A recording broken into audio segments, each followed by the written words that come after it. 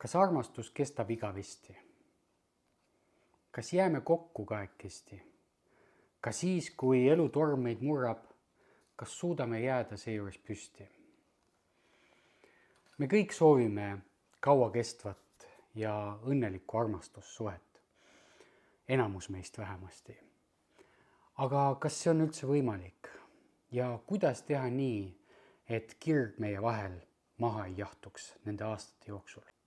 Või ongi see paratamatus, et üks päev meie armastus lihtsalt aihtub koos kevadise lumega ning voolab ojasid pidi tagasi igavikku merre.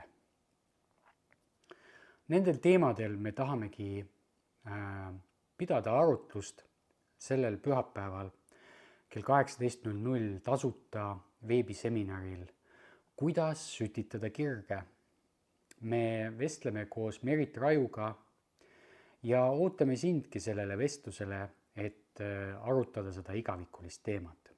Selle seminari käigus ma jagan 10 kasulikku tehnikat, mida ma olen soovitanud oma klientidel või mida olen ise kasutanud, et hoida kirge suhtes üleval.